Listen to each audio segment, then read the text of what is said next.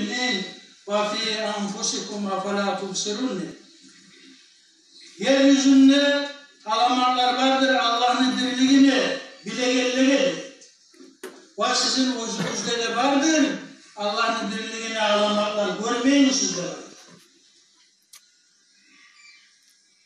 Hani özümüzün sağlarımızdan küpretsek, oylaşsak, ananı kursağın yok, Allah-u Teala bizge barda taraf sağlarını verdi. Ananı kursağın yok, barda sağlarımız bar kuyuda bu dünyaya çıktık biz. Şu sağlarını bizge biz vergenmiz mi? Biz vermegenmiz. Nige tuğul bizim barımızını dünyaya çıkıp bir neçe yıllardan son bilgenmiz. Bizim barekelimizin de kimekelimizin de biz sallara gaydan verip olarız. Ya da bu arkadaşlar, bu sallar özlüğüne bile öde vermeyi, özlüğüne bolmalı. Bolmalı. Özlüğüne bolmayı bir zatta. Mesela alayı arkamızda yiyen golegi bizni. Şu golek bir kumaş kesi. Şunun eti yengi de var, şunun pendleri de var, şu pendere tuğra geleyen teşikleri de var. Şu golek özlüğüne bollanıp inanan işini tavuk olar mısınız dünyada? Şu eti yengi, şu penderde, şu pendere tuğra geleyen teşikleri de bir evde yetmeyi şurayı bolup kalırım dese inanan işini tavan mı ediniz?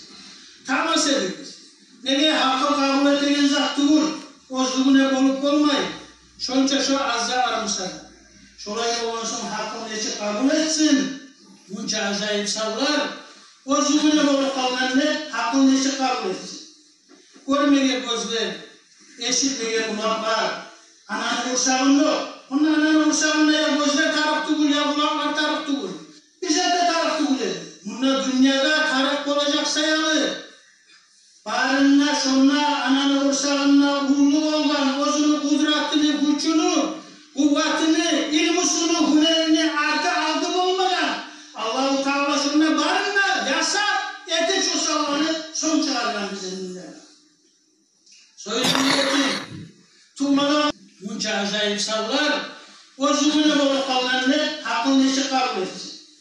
Görmeye gözler, eşitliğe kulaklar, ananı kursağında, onun ananı kursağında ya gözler taraf tuğul ya kulaklar taraf tuğul.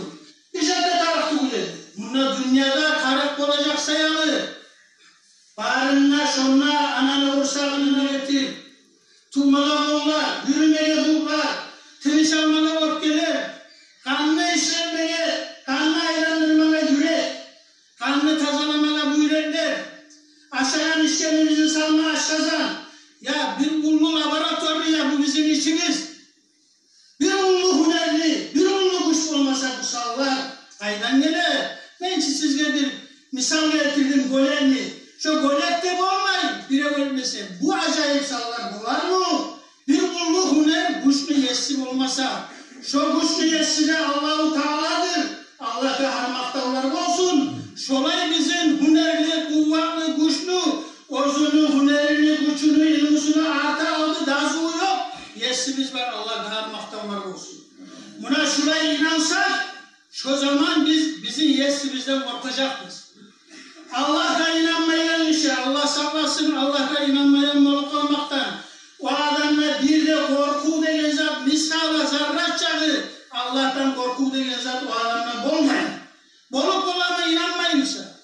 Şolaylardan bizimle, bizim zürriyatlarımızı da Allah etmesin. Allah özünü iznisi bulan, özünü ulu nimeti bulan, özü var inananlardan bizimle, bizim zürriyatlarımızı da etsin ya.